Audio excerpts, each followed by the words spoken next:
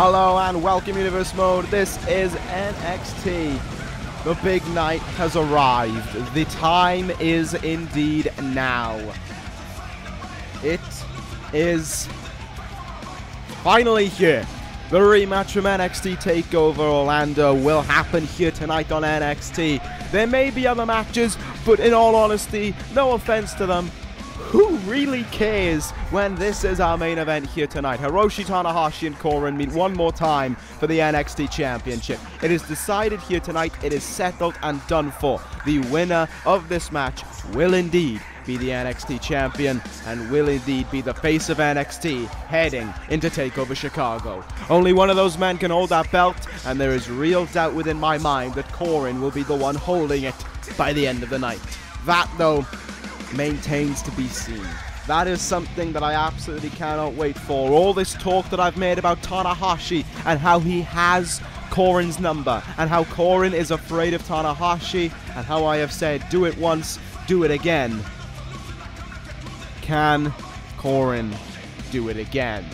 We'll find that out tonight. That is our main event. That is our big marquee match on, to be fair, what is a very, on paper anyway, entertaining night of NXT. But before we get to any of that, we're going to kick things off with a little bit of a special thing. We're going to be kicking things off with the Cutting Edge here tonight, where Edge is going to talk to special guest, man who made his return 2 weeks ago, Lio Rush. And here comes Edge towards the ring. He seems to be in interviewing gear as well. He looks to be in a pretty nice outfit. I'll give him credit for that. Edge last week, or was it 2 weeks ago, came out here and stated that he beat Pentagon Jr. as easy as he did, and he's put NXT on notice. He wants everyone to be aware of what's going on. He also, kind of in a snarky way, I guess, said congratulations to Lio Rush on being back. Didn't seem as if he meant it that way, but I don't know where I was going with that one. Edge, anyway, welcomes us to the Cutting Edge and says that tonight will be a great night of NXT action because what we know is happening here tonight with the NXT Championship, but it's also going to be great because we've all been gifted with a Cutting Edge. And as much as Edge would love to talk about stuff, as much as Edge would love to talk about himself and maybe things going on NXT here tonight, there is one man who in his own way is surrounded by a center of attention. One man who has so much going on that it's almost trying to ruin his career. And that man is his guest here tonight. Everyone please welcome Lio Rush. Here comes Rush towards the ring. Last week Rush was inches away from defeating Pete Dunne, the NXT Global Champion, if not for the involvement of the masked figure, the unknown assailant, who put Lio Rush out of action for how many months? 3 months was it, I think?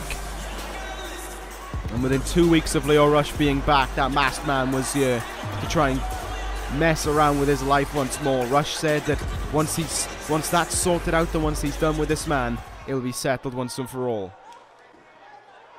But Rush with microphone in hand thanks Edge for welcoming him to this show. But he wants to know one thing before we get anywhere. Why is it, and I made reference about this just a moment ago, although I cocked it up, why is it that Edge said welcome back in such a derogatory fashion? Lio Rush doesn't quite understand it. And Edge is setting the record straight there and just saying that it was falsely reported by the people in the arena and by the people on commentary. Edge was glad that Lio Rush is back. Edge is excited that Lio Rush is back. A future of NXT, a future talent like Lio Rush, him being back is a great thing. And Edge says that it's not, instead of picking up little things like that and talking about little debates like that, why don't we talk about the real thing? Why don't we talk about this masked assailant who has been trying to ruin Lio Rush's career over these last several months now? Edge has his ideas of who it could be, but he wants to hear from Rush himself. Lio Rush seems a little bit disappointed. You can almost feel the shift in his body weight when he said that. This man who's been trying to ruin Rush's career, he loses sleep over it. The memories of being out for so long because of that man. Lio Rush knows it needs to be settled. Lio Rush knows that he has to settle on the big stage. He has to make this man feel embarrassment. And Edge says to Lio Rush that he wants to see that embarrassment being struck as well. And he also wants to help Lio Rush. He understands the problem that Rush is going through. He's felt it before in his career as well. He wants to help Lio Rush find this man and put an end to it all. And Lio Rush in some ways almost starstruck that Edge would extend the olive branch like that, thanking Edge for this and saying that it's a great honor. He trusts Edge's knowledge within the locker room, and he trusts Edge's respect that he has. Lio Rush believes that this will be great. He thanks Edge once again, and he accepts. And Edge reciprocates the favor, saying that once we find out who this is, who is trying to ruin Lio Rush's career, we will get the business done, and we will witness once again the rise of a champion, the rise of a star. Lio Rush is that star, and his ascent is oh so soon. And Lio Rush seems happy as to Edge as this is closed out. The cutting edge is over here, but what an alliance. What an alliance made there between Lio Rush and Edge. Hopefully this will finally be settled and dealt with. Very interesting to see that Cesaro... No, sorry, not Cesaro. Lio Rush and Edge are going to work together. I'm glad, though. I have to say, I am very glad to see that that is the case, because it feels like that, this, as they said, this all needs to be settled and dealt with. And let's hope that it is. Anyway, we start things off here. Mike Kanellis coming towards the ring, ready to do battle with Cesaro one-on-one. In many ways, in terms of this universe, this is a huge match.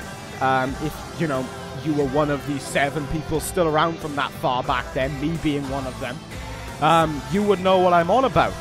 But I'm quite interested to see what the hell's going on the outside. Maria's there, of course, as she would be, Mike Kanellis' wife, but so too is Big Cass.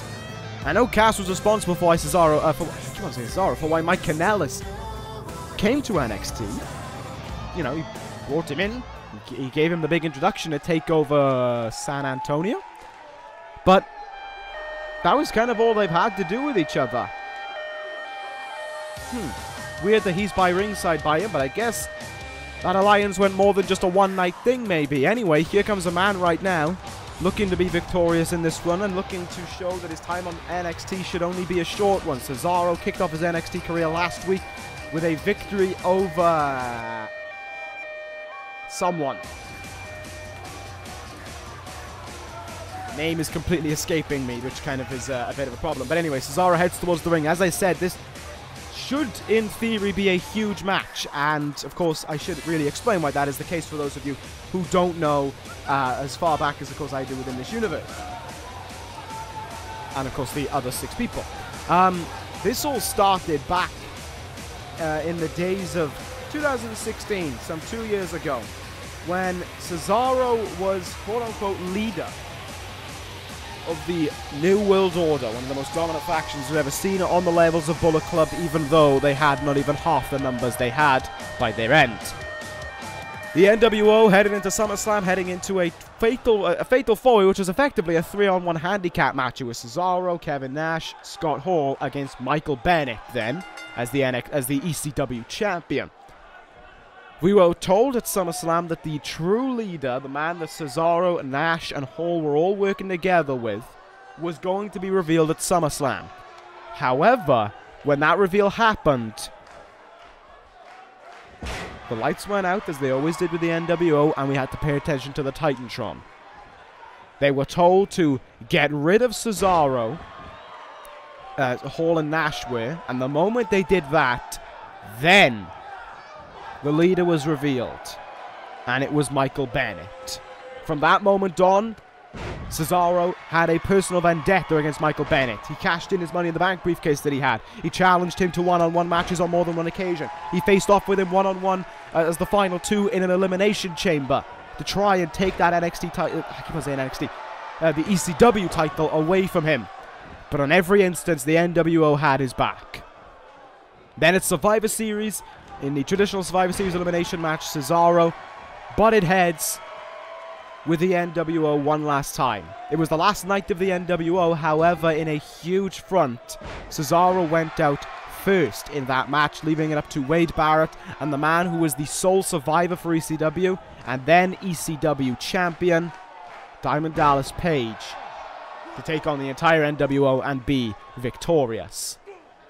Cesaro never got that redemption over Mike Kanellis. He never got that feeling that sense that he had finally finished what he had set out to do. And I think now that it was so long ago, you know, it was a year and a half ago the NWO came to an end, I think that has surpassed. The hatred that these guys share, still well and true.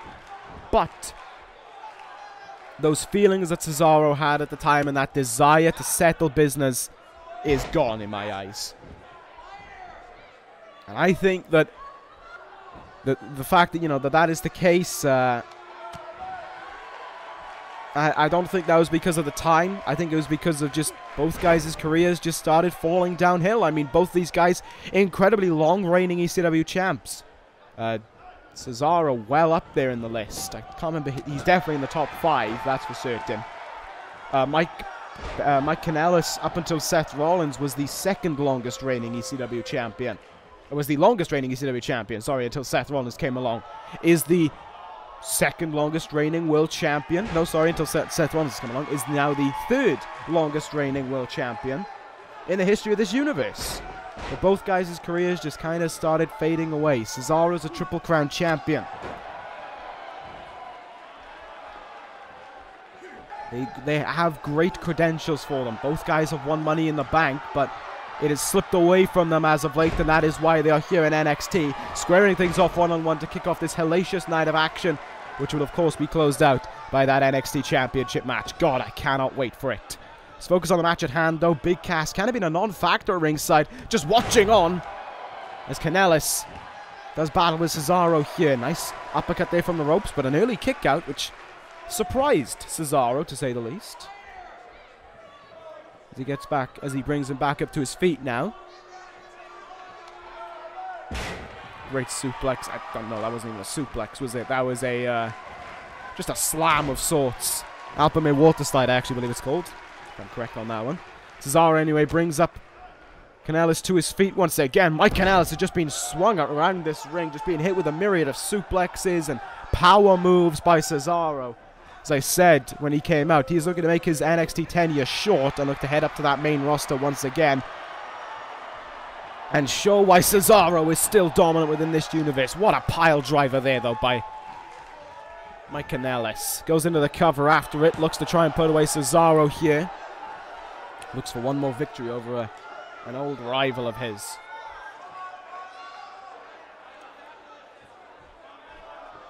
Kanellis watches as Cesaro slowly gets up to his feet, and he maintains control in this matchup. Up against the ropes now. Big Cass really cheering him on as, oh, hung out to dry on those ropes. And now the Anaconda Vice is locked in. So much just happened. Anaconda Vice locked in. Maria slid in a chair, but it might not be needed. The Anaconda Vice is applied here. But Cesaro won't tap out. Oh, the referee's been distracted at the chair in the ribs. Maria and Mike Kanellis working together, an absolute tea there. Cheering to the ribs of Cesaro, and the advantages are reigning thick and fast for the husband and wife combination. Big Cass still at ringside, could still be a factor within this matchup, but Cesaro keeps on going here. Kanellis in a bit of trouble right now. No, maybe not. Countered there in the turnbuckle now. Oh, decked with a hard lariat. Cesaro crosses the arms here. Straight jacket power bomb incoming. No, he holds him in place. Buckle bomb. Look at that transition there by Cesaro. Absolutely phenomenal that he was able to do that. And all of a sudden, things are looking drastically downhill for Mike Kanellis and Maria. Here comes the move that could well end it all. The neutralizer from Cesaro. Brought him down into the mat. And that one should end it. Cesaro into the cover, in for the count. Maria, though, doing her best to get involved. Trying to help out her husband here to the best of their extent. The referee, though, having none of it, evicts Maria, telling her to get out of here. Mike Kanellis ain't going to know it. He's still dazed. Big Cass hasn't been kicked out because he's done nothing.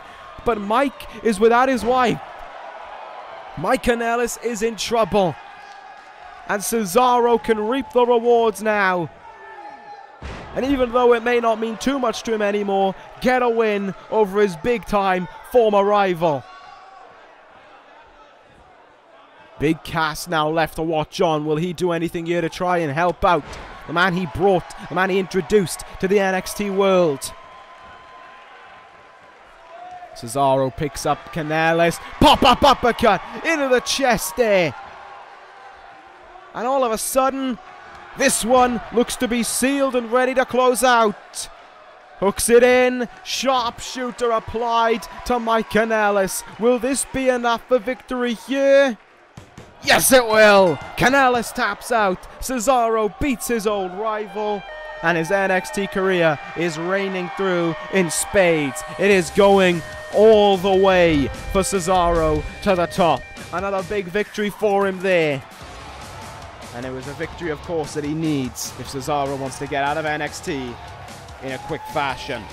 Nothing I can say wrong about Cesaro's performance. He survived through the numbers game, through the steel chair, through the distractions.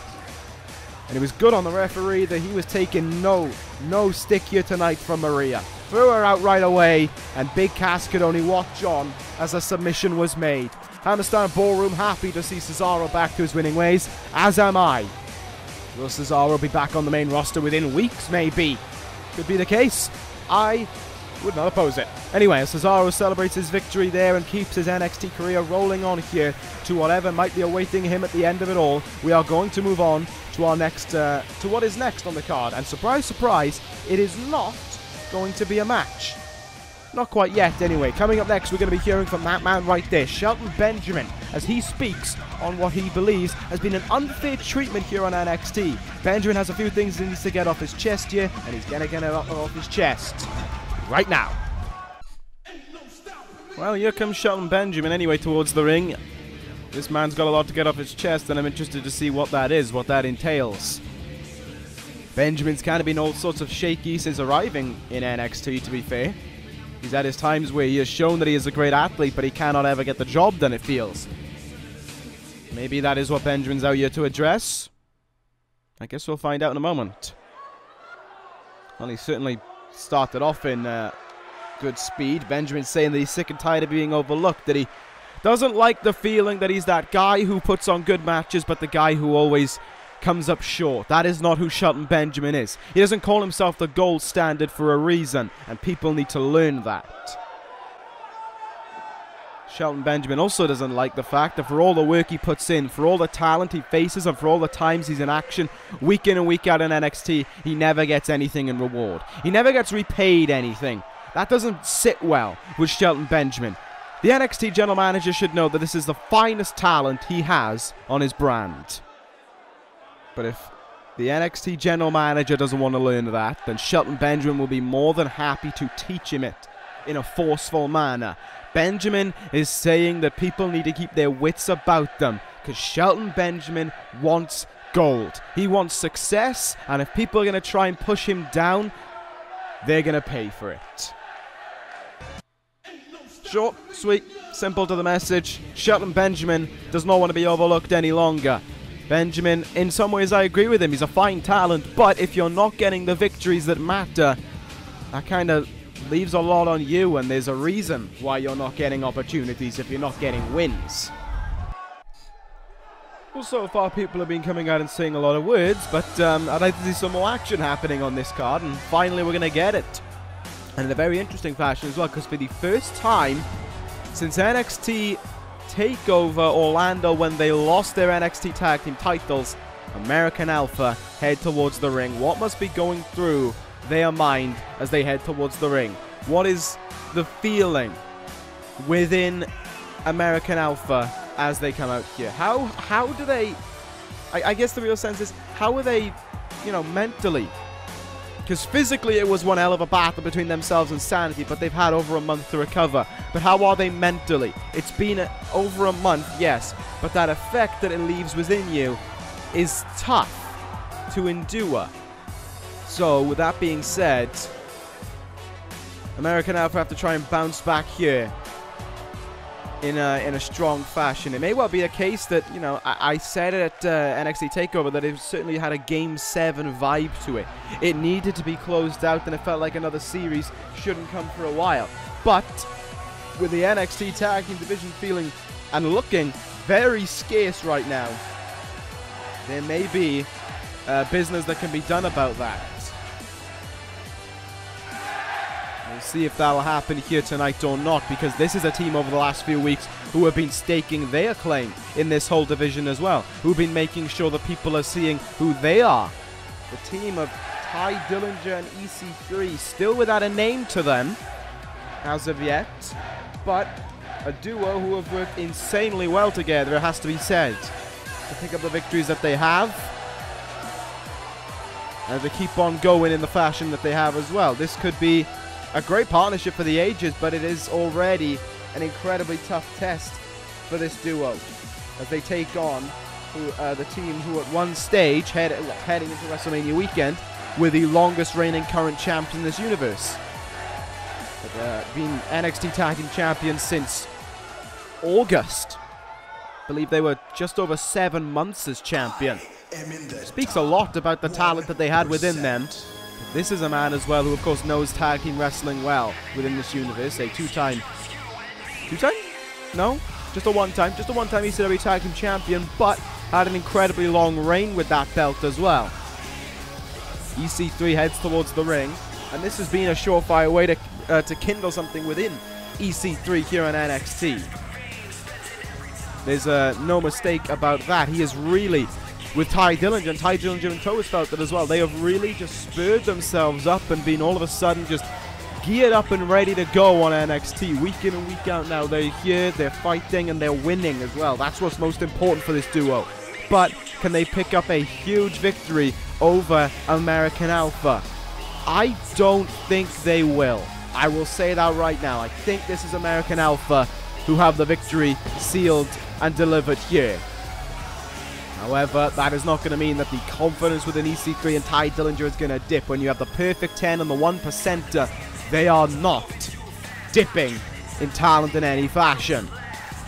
EC3 seems ready. Ty Dillinger on the outside looked ready as well, but so too, of course, our American Alpha. Chad Gable going to kick things off here with Ty Dillinger in this one. The bell rings and we are underway for what could be a very strong challenge for both teams. How are American Alpha coping after the events of NXT TakeOver Orlando? How are this duo going to work together?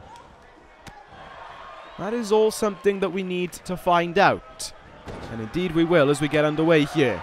Hard elbow in the face there by Ty Dillinger now, and look at him starting to square away here with Chad Gable.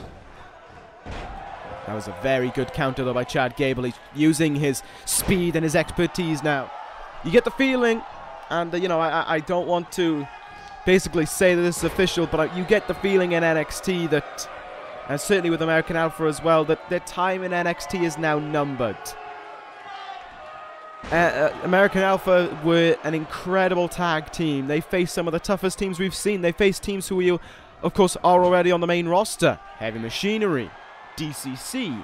Feels as if next up should be American Alpha. But that is, of course, all up to the decision of the general managers, myself included. If I decide that my already stacked ECW Tag Team division could do with an even better team, that is up to me to decide on that one. But right now, let's not pull away from any of that. Let's just focus on the match at hand. EC3 tagged in as well, so too did just Jason Jordan, and he counters a spear there. EC3 was hoping for something big when there was no opportunity there really that presented itself, and EC3 pays for it now. Oh, look at this by Jason Jordan, all fired up and ready to go. Capture suplex, and EC3 rolled out of the ring and forced Gable to roll off the apron as well. So smart fashion in that result. Oh, look at that. Again, Jason Jordan with another incredibly talented capture suplex. Belly to belly, not going to work on the heavier EC3. EC3 denies that happening, throws Jason Jordan into the turnbuckle now, and the tag is made. Ty Dillinger, the legal man in this one again. Tag team moves could be the way that this duo results in their success. Cover on Jason Jordan, but it's a kick out. Ty Dillinger with a very, with a very opportunistic cover, shall we say. He's in trouble here. German suplex. Dillinger able to get out of it as well. Perfect 10 at one point. Felt as if his days in NXT were numbered, but not in the sense of American Alpha. In the sense of it felt like he was on his way out of here. Now, though, EC3 seems to have found something within this man that has truly woken him up and truly has led this duo to become something great and has saved Ty Dillinger's NXT career in many regards. But right now, he cannot save Ty Dillinger from the onslaught that is coming as a result of Jason Jordan, who drags him into the American Alpha turnbuckle and tags in Chad Gable once more. Good bit of work here by both men going back and forth. However, we aren't seeing any incredible tag team offense that has set American Alpha apart from the rest. Elbow drop there by Gable. Into the cover he goes, but it's a kick out. However, Gable is not going to let up on this opportunity. Stomp puller applied here. Very technical submission here.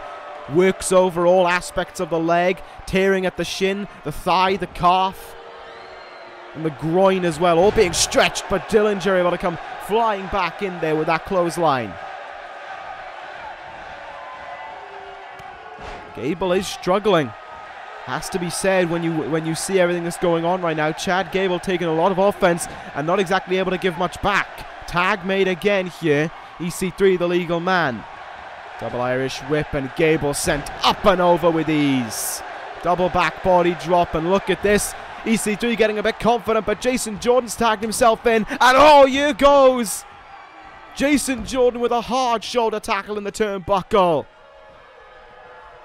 Can almost see the wind coming out of EC3's gut as it was hit, and all of a sudden EC3's in huge trouble. Jordan lines himself up and he hits it again, but to follow up, overhead belly to belly connects, and Jason Jordan could sense victory on the horizon here by himself, no less. No, EC3 countered it, took his leg out from underneath him. Jordan keeps on fighting though, so too does EC3. Back suplex brings them down. Oh, that was intense there for both sides. EC3 though, 1%er. Oh my God, is that going to end it? No. In the ropes was Jason Jordan. That was a blunder there made by EC3 at such a late stage. That could have been the move to put this one away. Tag has been made now. Ty Dillinger, the legal man, but he's able to... Jason Jordan, rather, is able to leap and get Gable in here. Drop kick. And now Chad Gable looks for a submission. He has the armbar stitched in, and he'll take a page out of Zack Sabre Jr.'s book on ECW with the leg lock applied as well. Look at that by Ty Dillinger, though. Escapes the hold. Much to the surprise, I think. Oh, look at this! The tiebreaker! The tiebreaker to Chad Gable into the cover, and oh my goodness! Dillinger and EC3 just beat American Alpha. What a win for this duo. Ty Dillinger and EC3 just defeated the 7 months former 7-month reigning NXT Tag Team Champions in American Alpha. What a victory for this duo. What a huge win this is for these two men. Something that can't be put into words, I imagine, but these guys will be more than happy to when they go backstage and rub it into the rest of the NXT locker room's faces. What a win for this duo. Wow. Just wow. That's all I have to say on that. As they celebrate their victory now, we're going to move on to our next contest. One huge upset just happened here tonight. Can another one be on the cards? Because Ruby Riot is going to square off one-on-one against Jazzy Gabert. So now we move on. Is this a chance for Ruby Riot to get a big upset of her own, or is that almost just... or is this matchup, unlike the one before, just inevitable? Is it inevitable that we are going to see Jazzy Gabert victorious over Ruby Riot here tonight? Riot's had her problems with Trifecta, of course, and most notably of all being the newest member of Trifecta in Santana Garrett. But it's just really caused Ruby Riot's issues with Trifecta to be launched. But the big question is here tonight. Can she take out the brute of Trifecta in one-on-one action? Can she defeat the woman who Tessa Blanchard threatened last week, if she was awoken, would be unstoppable? Is that going to be the case? Is that what we will witness here tonight within Jazzy Gabert? It is a test. Make no mistake about it. If memory serves me correct, not long ago, in a tag match, Ruby Riot, I think, defeated Jazzy Gabert, maybe? Though I might be incorrect about that one. And you see Trifecta heading towards the ring here tonight. Then speak of her, there she is, Santana Garrett, heading towards the ring to try and maybe put Ruby Riot off her game a little bit. Interesting to see if that is the case or not, but regardless of it, Trifecta always come to the ring in their mock high spirits, I think is the way to put it. No Tessa Blanchard here tonight, the leader of Trifecta. I would hazard a guess she's the leader of Trifecta anyway.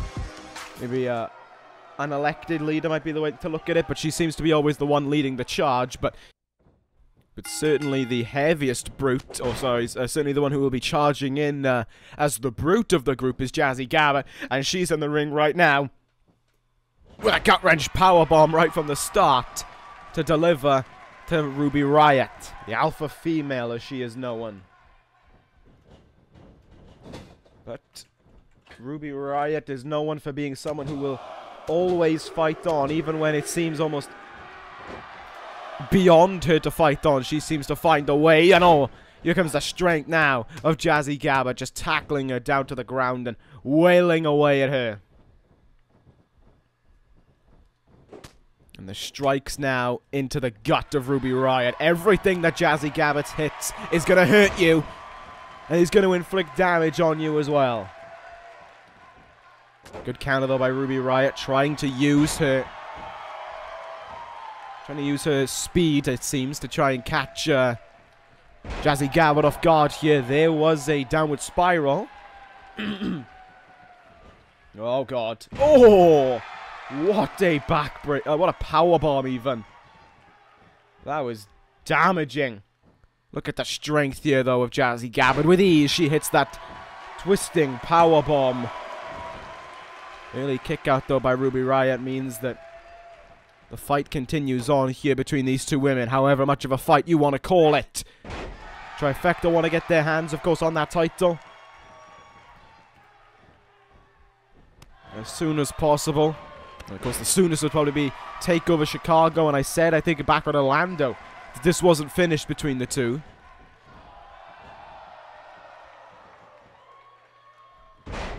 Sorry, by the two I meant Kairi Sane and Trifecta. I said I don't think it was finished between the two, and certainly it seems the case, and certainly it may seem that on the build-up towards TakeOver Chicago on June 16th, it is Jazzy Gabert who may be leading the fray here. Blanchard, the one giving out the marching orders maybe, and Ruby and Jazzy Gabert, the one acting on them. Oh my goodness, what a clothesline that one was to floor Ruby Riot, and tilt-a-whirl side slam. Tilt-a-whirl sidewalk slam there. She really did just go on a walk with her, essentially. Oh, this ain't going to be good for Ruby Riot either. Just launched into that turnbuckle. No chance of escaping the wrath that was coming with it. And now a running shoulder tackle. The speed as well that Jazzy Gabert possesses within her is scary in its own right. And again, we see this spin-out powerbomb into the cover. Does Ruby Riot have anything left to fight on? That certainly seems to show that she does. Oh no, double-handed choke slam from Jazzy Gabert could spell the end of Ruby Riot, but Riot is still refusing to give in. How much can she keep on going on for? There's our answer, because here comes the Omega Slam. And I think that just ended everything. Recover by Gabert. 1, 2, 3. That was a destructive performance by Jazzy Gabert. There's no doubt in arguing about it either. Jazzy Gabert decimating Ruby Riot there. Riot tried to fight. Santana Garrett was a non-factor within that match as well. Jazzy Gabert was the only factor, and she took over the match. And Ruby Riot, a woman who has fought alongside Kairi Sane against Trifecta on more than one occasion, just got completely decimated in short order as well. Is this the woman who Trifecta next send into the fray? Is Kairi Sane going to have to find a way to contend with the danger that is Jazzy Gabert? We'll find that out, I guess, in due time. There's still a month to go until TakeOver Chicago. Anyway, time for our next contest. A man who's been on a losing streak as of late has been granted one glorious opportunity to try and turn his career around. It's Pentagon Jr. taking on Pete Dunne.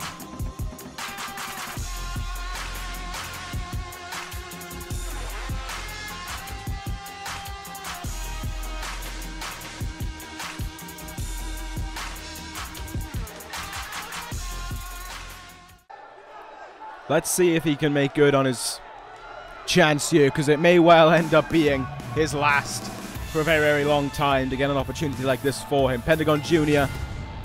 needs to make something happen here tonight. If he doesn't, I don't see what he does from now on. I genuinely don't. I think it's, you know, I think it's sealed and done in many ways. That's just the honest truth. He has suffered losses now to a lot of people as of late, and something needs to be done about that. Pretty simple. And it's not like people can, you know, help him out in this one. It's not like there's someone who can provide him guidance. This is all on Pentagon Jr. And the idea of no one providing him guidance kind of makes sense, considering Pentagon Jr. is kind of obsessed with staying on his own and everyone being his enemy. But the fact is, if you want to make everyone your enemy but you can't win a match to begin with, kind of having a problem with that. Pentagon Jr.'s loss streak, well, who has he lost to? Has he lost to Pete Dunne before? Get a genuine feeling within me that he has. Trying to think of some others who come to mind. Edge was perhaps his most embarrassing one a few weeks ago, defeated in minutes with just one spear. There are more for certain. Wish I could put them all into consideration, but I genuinely can't remember at this moment in time. Anyway, making his way out now is the NXT Global Champion. Pete Dunne heads out here tonight. He was victorious, as I said, last week over Leo Rush in controversial fashion. Doesn't even begin to describe what we saw. It was certainly a match that Rush was on the verge of winning. He hit his frog splash from the top rope. He looked to be ready to capture victory. And then the Masked Man came out and that all fell apart. So with that being said, what does Pete Dunne do here tonight? In another sense, to try and push away the beliefs that he was going to be beaten in his first match as NXT Global Champion. How does he get rid of those concerns within people, or certainly concerns within himself, I would say, that he was going to be defeated? Well, he certainly needs to think of them quick, because Pentagon Jr. wasn't interested in lying around and waiting. Pentagon from behind, trying to jump Pete Dunne there. And now, starting to swing. Well, that is surely swung around in one foul swoop. 10 headbutts into the turnbuckle there for Pentagon Jr. to endure. I don't know what the plan there has to be said. I don't know what the plan was from Pentagon Jr., but it certainly backfired in the moment, because Pete Dunne is swinging back right away here. Up on the shoulders. Oh, Pentagon Jr. though, still got the skill within him to elbow his way out here. The referee moving the title out of the ring, so neither can use it as a weapon. And we keep going here. Pentagon Jr. just relying on hard strikes here. Oh my goodness, vertebreaker by Pentagon Jr. What a rough move. And now he's ready. Now Pentagon Jr. can start getting fired up, or not, as it seems. There's a counter by Pete Dunne. And Pentagon Jr. gets hit with a powerbomb.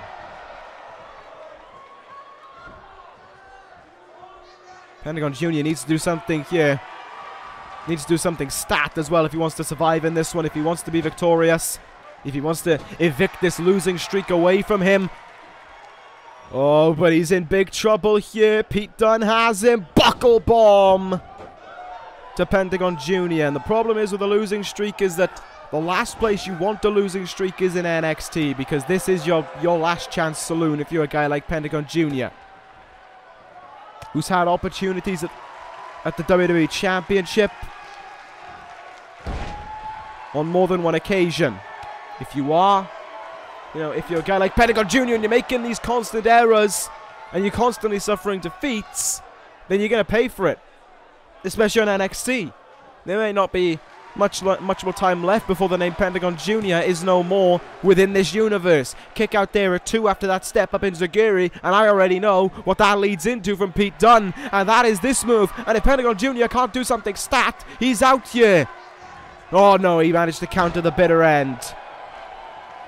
Got that going for him at least. Double knee face buster there, connects to Pete Dunne.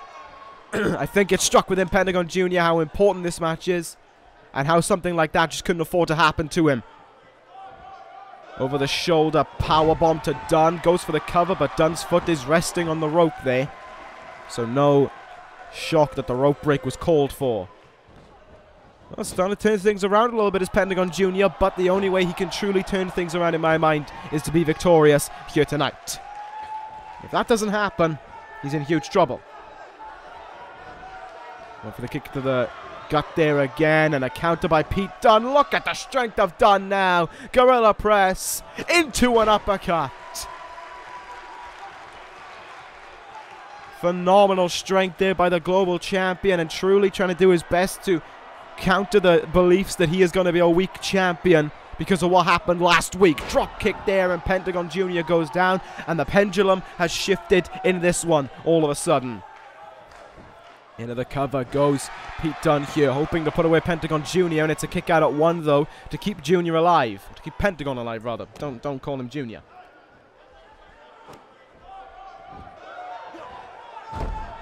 Attacking the arm now.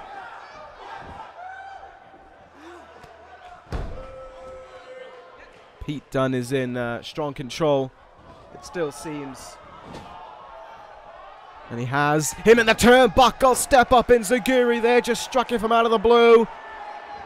Not looking good right now for the global champ. Not looking good for the Pentagon Jr. right now. The global champions in the driver's seat once again. And now he's targeting the legs. Now he's taking a page out of Pete. Wow, again, the name's confused. Now he's taking a page out of Pentagon Jr.'s book. Down on that forearm. But when does Pete Dunne look to close everything out is the question. Because you have the sense that it could be on his way. Dumped him to the side there with that suplex. Keeps going after the arm. Pete Dunne, oh, disrespectful slap, but no response from Pentagon Jr. into the bitter end. He got all of it. Middle of the ring as well. Pentagon Jr.'s losing streak is going to have another notch added to it. Pete Dunne is your winner here on NXT. It was not the start he wanted, having been blindsided. And now it is victory for Dunne here tonight.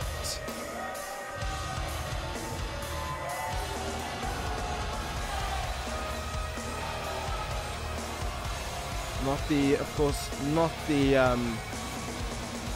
what Pentagon Jr. wanted in any way either. Pete Dunne may well have battered away the beliefs that he is not a viable NXT Global Champion here tonight, but however, when you defeat the man who's been on a losing streak an awful lot as of late, may not be doing yourself any favors, but when you're able to get a bitter end countered and then stay in control for long enough that you're able to hit a bitter end, you do actually help to quell those beliefs a little bit. Nevertheless, though Dunne is the winner, that's one champion victorious here tonight. It is time for the battle. It is time for the main event. The NXT Championship is on the line. It is between Hiroshi, Tanahashi, and Coren. The TakeOver Orlando rematch is right now. Coren demanded this rematch to happen here tonight, and now his wish is granted. Now it is on between these two bitter rivals. Only one, though, will be NXT Champion to close this one out. It is the weakest Coren has looked since being NXT Champion, and perhaps the weakest he has looked in this universe as a whole. Coren is fearful of Tanahashi. Tanahashi is in the driver's seat. Can the once-in-a-century talent become the ace of NXT? I think he will. That, though, needs to be answered by Tanahashi directly, and will only get the answer if he beats Coren. That is up next. Here is the first man out. Hiroshi Tanahashi, the challenger, and dare I say, champion. I want that to be the case. I want that to happen here tonight. But will it be? Will Tanahashi be NXT Champion? God, I hope so. I really hope so. I've got to say it. This is a matchup that I believe Tanahashi needs to win. And NXT needs to win as well. Tanahashi has it all going for him here tonight. Can he make it happen? Can he do it? As I said, over these last few weeks, he's had the numbers game on Coren. At TakeOver Orlando, it felt like the only reason that Coren was able to be victorious was because he was able to survive, not thrive, over Tanahashi. It felt like on more than one occasion, it felt like Tanahashi was going to win. Only on one occasion did it feel like Coren was going to win, and that was when he won. Now, though, that could be a different story. We've seen over these last few weeks Coren's desperation towards Tanahashi. He doesn't go around instigating challenges. He's the one who lets the challengers come to him. He's the one who likes to run his mouth, but he summed up the rematch in just one quote. That is not the way the NXT Champion does things, and we saw last week when they stood face to face after Coren beat Tyler Bate, Tanahashi almost jokingly swung at him, and Coren flinched. If the NXT Champion is flinching at actions like that, what happens when they actually go face to face with each other? This is once again, just like we saw last night on ECW with Naito and Aleister Black, this is mind games at its peak being played. And Tanahashi is playing mind games. Coren is trying to play a physical game. If there is one thing that Coren should have known by now, you don't play a physical game against Hiroshi Tanahashi. He has seen everything. He has been through everything. This is not something that matters to Tanahashi. If you want to get physical with Tanahashi, that's fine. He's going to make you pay. He's going to make you feel the wrath. He's going to beat you. You have to find different ways to overcome Tanahashi. Yes, Coren was able to do it at Orlando just by surviving, but Tanahashi can adapt. Tanahashi can learn. But so too should Coren be able. But I think he's too ignorant to do that. He's too ignorant to admit right now that he is fearful of that man right there. And that's what makes a lot of difference as well. Tanahashi stands in the corner. He knows everyone in the Hammerstein Ballroom here tonight is on his side. He knows everyone is willing on Tanahashi. You know, everyone in the crowd, everyone in the backstage, and even myself is willing on Tanahashi to overcome this man. But in a way, that's a situation that Coren thrives in. That fear that he's on his own, that he's the true enemy of this all. They went almost 20 minutes at TakeOver Orlando. Will the same happen here tonight? Been a big night of NXT already. We've seen a lot of action happen from top to bottom, but this one could be the one to put the icing on the cake and to really make that cake what it is. We've got the cake, now we just need the flavoring. But the question is, who is the one who will be putting the cherry? Who's the one who's going to be that cherry on top of the cake? Will it be Hiroshi Tanahashi? Will it be Coren?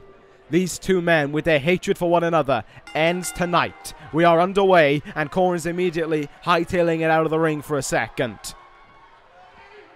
One thing that should also be called into question is a TakeOver Orlando. It was ruled that if Coren used a weapon or was counted out, he would lose his NXT Championship. Do those same rules still apply here tonight? That is something that we'll find out as this match goes on. I feel as if this is a match where Coren will not use a weapon or try and get himself counted out. I feel like this is a match where Coren is desperate for victory to the extent where he needs to finish off Tanahashi by his own will. He needs to do it with his own two hands, and I don't think he's doing it. Time will only tell, but right now Tanahashi has the lead in the early goings of this matchup. That high knee from Coren so far is all he has going for him. Counters there with a Russian leg sweep, and Coren trying to stay confident, trying to put up this shield, I guess you could say, that he is something he's not. He rains away these shots now into the face of Hiroshi Tanahashi, but the Ace has withstood this and much more throughout his career. Huge bicycle kick there, though, by Coren. The NXT champion has the power advantage over Tanahashi, but Tanahashi most certainly has the experience over Coren, the heart, the will, and the crowd as well, willing him on to everything. The support that Tanahashi has, I don't think can be matched not only in NXT, but with a lot of people in this universe as a whole. Tanahashi looks to keep fighting Coren here. He withstood that buckle bomb, and they keep on going now. Nice suplex driver there. And Coren is reeling slightly. Tanahashi calls him up to his feet from the second rope. Gonna have to back Coren up a little bit. Oh, and that was a mistake there by Tanahashi. Looked free. High fly flow splash there. Cross body variation of it, and paid for it by not trying to push Coren back a little bit. And that was a crucial error made by the challenger. Coren is fighting here, but he has made crucial errors within this matchup as well. And Tanahashi is always able to be on top of something and keep fighting. There's that flying forearm again, and Coren rolls outside of the ring. Has to recover in this moment. Took a moment to himself there to try and collect what's going on. Comes back in the ring and jumps, in a sense, jumps Tanahashi. Airplane spin into that fireman's carry. Cutter there by the champion, but it is still anyone's game. Make no mistake about it. Lariat to the back of the head. Coren into the first cover of this matchup, and you get that sense that Coren will let anything happen to be victorious. That may well be the case. I honestly wouldn't be surprised if that were the case with Coren as well. He just wants to beat Tanahashi. Tanahashi's doing this for NXT. He's doing this for the people Coren has put away. For Randy Savage, for Stone Cold Steve Austin, for even Kazuchika Okada. Oh, Coren, though, just flipping around there. Moving around Tanahashi and drilled him with that knee into the face. That's what makes him so dangerous as well. He can be as feared, he can be as scared as he wants to be right now. When that ability within him starts going, it is really tough to stay up with it. The fact is that Coren is still young in his career. Tanahashi has the experience. Tanahashi has the age advantage, but also it may be a sense where Tanahashi has learnt everything there is to learn. Coren has everything to learn. And that may give the advantage, that hunger within Coren as well to be victorious. Tanahashi has been on top of the mountain on so many occasions. Coren has not. Oh, but there's a sling blade by Tanahashi. That could be a huge turning point in this matchup. Tanahashi, high fly flow is countered. Coren knew it was incoming. Tanahashi gets up to his feet, however, and rolls up Coren now for the NXT title. Will it be? Coren kicks out early. Wow. Wow, that was close. That was very close there to being a victory for Tanahashi, but could it be for Coren as well? Torture backbreaker. And the champion has turned things around again. The champion is back in control now. Look at this. Using the ropes to hit that assisted powerbomb. Cover on Tanahashi, but the ace is still kicking out. What a competitive first few minutes in this match it has been between these two men. And the back and forth is raining on here. And that's something that is different to Coren's matches as well. For the majority of his matches, we see him dominate. We see him lead the way and then just close things out. We even saw it with Okada. but not with Tanahashi. This has been back and forth, and even to the extent where there are elements of time where Tanahashi is in control of this thing. That just shows the difference that Coren has with Tanahashi. Went for the German suplex there. Coren countered it, turns him round. Thought for a second there we were looking at the clock strikes 12, but look at this now, just winding up, wrenching up Tanahashi in this hold. Oh, that is going to hurt your joints. Coren's ability in a way to inflict pain by any means on the body is second to none, but what a counter by Tanahashi again. Ducks under, clothesline. Cover here after that lariat, but it's not going to be enough to enable him that NXT Championship.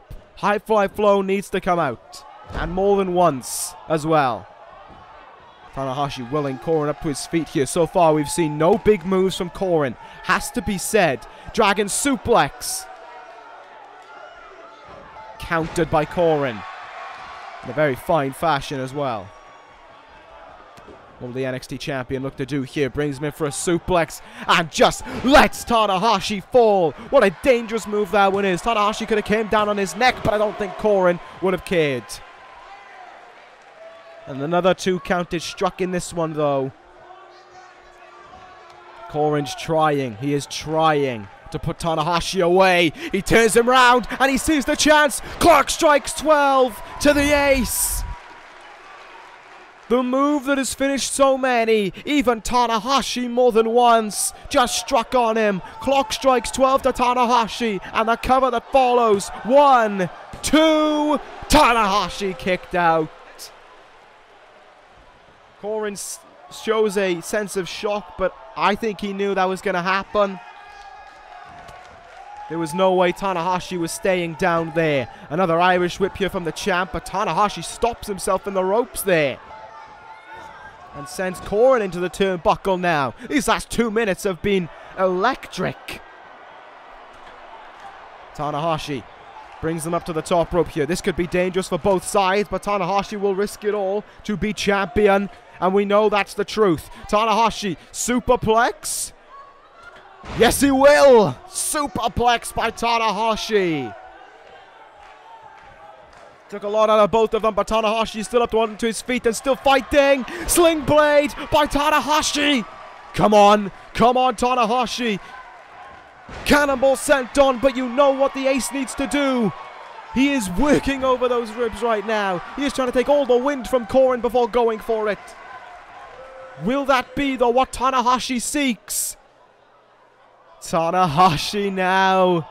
Styles clash of all moves to Coren. All pounding away at those ribs. All working away what Tanahashi needs to soften the most to be NXT champion. Has the arm of Coren locked in here. And the champ once again showing signs that he's in jeopardy. Coren, though, able to get himself out of that one. But Tanahashi once again able to counter him. Single underhook suplex. Coren stays true and is able to fight on there. And now brings him up. And oh, Uranagi slam there. Coren went for the cover, but he was slow going into it, and that enabled Tanahashi to have enough time to get his shoulder up. What does Coren seek here? Whatever it was, Tanahashi was not interested. The ace counters, brings Coren back up to his feet. Turns him round, back suplex. Indeed, he'll get one. Champ still in trouble here, but Tanahashi is wearing himself out, I think. And that is why we haven't seen High Fly Flow thus far. The cover, there's 2, but Coren kicks out. That may have been the first 2 count we've seen on Coren, though, in this matchup. But we have seen many on Tanahashi so far. Tanahashi ducks under, Snapdragon suplex by the ace. Another signature maneuver of his, but still Tanahashi won't go for it. Snap German suplex now. Tanahashi, go up high. He's going all the way up. Tanahashi from the top. Does he have it in him? High Fly Flow. 1, 2. No! Coren kicked out. And Tanahashi can't believe it. Look at how much all of that build-up took out of the ace. Tanahashi, though, goes to the legs. He's got one last big move, and that is the Texas Clover hold. Locked in on Coren, who is nowhere near the ropes. Will the champion submit to kiss his title goodbye? Come on, Tanahashi. Make him tap. Make him tap. Coren's hanging in there, and he gets out of it as well. Oh, wow.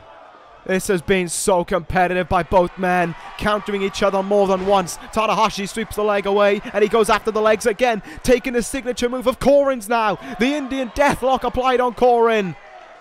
From one submission right into the next. How does that champion survive? Well, it certainly seems that he was able to survive regardless. Off the ropes, he sends Tanahashi again and sent into a drop toe hold. The ace has a counter for everything. He's going up high again. Come on, Tanahashi. Oh, what a move. Corkscrew sent on. Cover for the title, but Coren kicks out at 1. Oh my God. This is so competitive by both sides. Neither will give up an inch. Coren, a choke STO there. And now he'll look to lock it in on Tanahashi. He wants to make the ace tap out.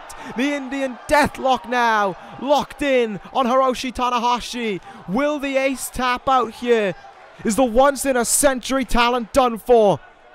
Come on, you've been in moves tougher than this, Tanahashi. And he survives. He's out of it. Looking for a snap suplex now, and he gets it. Floats immediately over to the cover for the title. Will this do it? No. Kick out again. God, this is way too close to call. But that, in a way, is an aid to Tanahashi. Feels like by the time we get to this point in the matchup, usually we're saying, oh, Coren's got this in the bag. But he doesn't, because Tanahashi keeps on bringing out big moves like that sling blade. And Coren is yet to find a counter for that move as well. Tanahashi trying to will himself on, trying to find the energy within him to look for maybe the high fly flow for a third time. Trying to take the legs out from underneath Coren, but that ain't going to work on the champion. Tanahashi countering Coren though. Oh, look at this now, looking for another suplex driver, and he gets it. Tanahashi in for the count, in for the title, but another kick out by Coren denies that happening. He's dragging him. He's dragging him. He's looking for that clover hold again. Tanahashi, he's got it. The Texas clover hold locked in again now on that champion. Coren's in trouble. He's not moving. He's not trying to get to the ropes because he knows how far they are away. But he's able to get out of that one quicker than the ones before. And Coren now sends it within him. Double underhook brain buster at Tanahashi. He demands Tanahashi rise to his feet. No! Clock strikes 12. Is this it? Has Coren beaten Tanahashi by surviving but thriving to seal the deal? 1, 2, 3. Coren did it. Fuck. He did it again. He finds a way to survive once more. Coren remains NXT champion, and I hate to admit it, but this one was more decisive. This one, it was decisive. Tanahashi threw everything at Coren. Even moves I didn't know he would throw at him. But it wasn't enough. Tanahashi just didn't have it in him to finish this out. Coren took all of Tanahashi's offense and then hit his big moves to win. This was tactical by Coren. And despite all the fear he showed, if he comes out calling that as mind games, I call bullshit. But all that fear riled up Coren to tonight. And he survives. He wins. He's NXT champion. And he closes the book out on Hiroshi Tanahashi. Who's next? Where do we go from here? How do we How do we just get someone to get this belt off this guy?